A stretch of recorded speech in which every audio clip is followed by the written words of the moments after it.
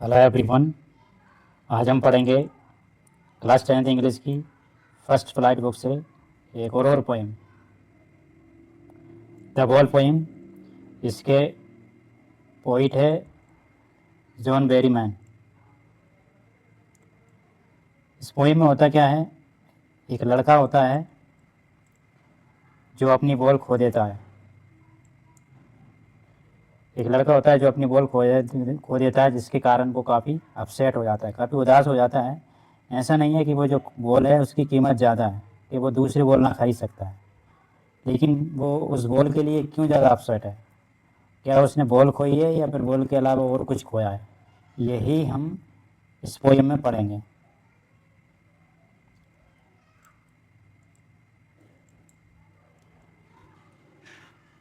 तो लिखा है, what is the boy now who has lost his ball and what is he to do. I saw it go merry go bouncing down the street and then merrily over there it is in the water। तो लिखा है कि अब वो जो जिसने ball खोई है वो कैसा है, उसकी हालत क्या है, जिसने वो बॉल खोई है। अब वो लड़का क्या करेगा। आई आई यहाँ पे पोइट है। पोइट बोलते हैं कि मैंने देखा है, इट मतलब वो बॉल, मैंने देखा है बॉल को जाते हुए, खुशी से बाउंस करते हुए, स्ट्रीट से जाते हुए, और वो खुशी खुशी जाके वो बॉल कहाँ गिर गई, वो बॉल पानी में जाके गिर गई। तो वो पॉइंट पॉइंट बोलते हैं कि अब बॉय की क्या हालत है, कैसा है बॉय जिसने वो बॉल खोई है। और मैंने वो बॉल को देखा है खुशी से जाते हुए स्ट्रीट में, और वो खुशी से जाते जाते वो बॉल पानी में जाके गिर गई है। उस जो बॉय है उसकी हालत क्या है। No use to say o there are other balls, an ultimate shaking grief fixes the boy as he stand rigid. अब उस बॉय से, उस लड़के से ये कहने का कोई मतलब नहीं है कि और वो बॉल तो है, इसके अलावा और भी बॉल है, वो दूसरी बॉल ले लो। उसी बॉल के लिए आप इतने ज़्यादा उदास क्यों हो रहे हो, इतना ज़्यादा दुख क्यों मना रहे हो। वो जो दुख है काफ़ी अल्टीमेट है, वो काफ़ी फिक्स रिजिड है, काफ़ी सख्त हो गया, फिक्स है वो बॉल, हिल डुल नहीं रहा है। स्टैंड रिजिड, ट्रैम्बलिंग, खड़ा है, काँप रहा है और बिल्कुल नीचे की ओर देखे जा रहा है। All his young days into the harbour where his ball went.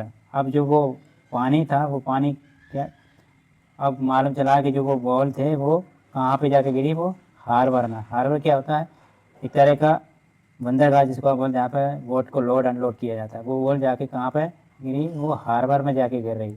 वो बॉल ही नहीं गिरी, उसी के साथ साथ उसकी यंग डेज भी, जिसकी जितनी भी उसकी बचपन की यादें थी वो भी उस पानी के साथ, उस पानी में बॉल के साथ गिर गई है। I would not intrude on him, मैं उस बॉय को अब इंटू मतलब उसके पर्सनल मैटर में अब मैं इंटरफेयर नहीं करूँगा, दखल अंदाजी नहीं करूँगा। A dime another ball is worthless. A dime का मतलब होता है, ये यूएस करेंसी है, इसका मतलब होता है 10 सेंट। ये डाइम का मतलब क्या होता है, 10 सेंट। अ डाइम मतलब होता है 10 सेंट, यूएस करेंसी है, इसको यूएस में 10 सेंट बोलते हैं। तो कुछ पैसे, अ डाइम और अनदर बॉल इज वर्थलेस, उसके लिए वो जो पैसे हैं वो, और भी जो चीज़ें हैं वो सभी क्या है, वर्थलेस है, उसके लिए कोई काम की नहीं है। चीज़ें सब उसके लिए वर्थलेस है। Now he senses first responsible. अब उस चीज़ को, उस बॉय को पहली रिस्पॉन्सिबिलिटी मालूम चली है कि कोई भी चीज़ अगर हो जाती है तो वो यही चीज़ महसूस कर रहा है, किसी चीज़ के खोने पर कैसा महसूस होता है वो अब चीज़ को सेंस कर रहा है।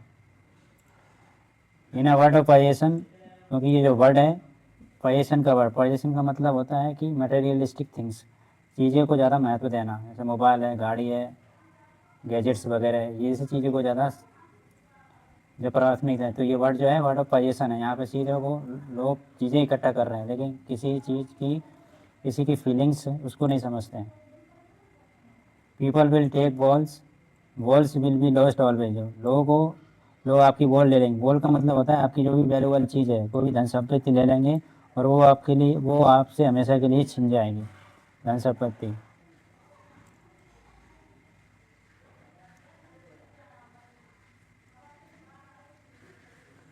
लिटिल बॉय, लड़के से बोलते हैं, and no one buys a ball back, money is external. कोई भी, वो जो बॉल है, मतलब वो जो बॉल एक सिंबॉलिकल है यहाँ पे। बॉल का मतलब है कि आपकी जो बचपन की यादें हैं वो आप कोई भी आपसे आपको लौटा नहीं सकता है। तो मनी एक्सटर्नल, मनी को आप आती जाती, लेकिन जो वो है कि जो यादें हैं बॉल के साथ जो गिरी है वो उसको आप कोई लौटा नहीं सकता। Is learning well behind is desperate eyes. वो सब चीज़ें क्या सेंस कर रहा है, वो डेस्परेट आइज के साथ, वो आपके पीछे का जो माइंड है उस माइंड से वो सब चीज़ों को सीख रहा है कि किसी चीज़ का खोने के बाद कैसा दुख होता है, वो सब चीज़ें वो लड़का सीख रहा है। The epistemology of laws, how to stand up, इसी को क्या बोलते हैं, एपिस्टोमोलॉजी। एपिस्टोमोलॉजी का मतलब होता है नेचर ऑफ लॉस। चीज़ें चीज़ों का एक नेचर है कि चीज़ें आपके पास है तो वो खोएगी। एपिस्टोमोलॉजी का मतलब होता है नेचर ऑफ लॉस, तो चीज़ें हैं वो आएगी जाएगी। तो वो यही चीज़ सेंस करता है, बॉय यही चीज़ों को वो सेंस करता है कि कोई भी चीज़ आती है जाती है, वो पहले रिस्पॉन्सिबिलिटी समझता है कि कैसे आप स्टैंड करना है, कैसे इस चीज़ को, उस चीज़ से बाहर निकलना है। नोइंग एवरी, जो कि हर एक इंसान इसके बारे में जानता है और एक दिन उसको जानना ही है। हर हर एक इंसान को एक न एक दिन ये चीज़ को मालूम ही, एक न एक दिन ये सब जानेगा कि कोई भी चीज़ अगर खो जाती है उससे कैसे बाहर आना है, कैसे ओवरकम आना है। तो यही सब पोएम थी, काफ़ी अच्छी पोएम है। मिलते हैं नेक्स्ट वीडियो में, तब तक के लिए thank you and good bye.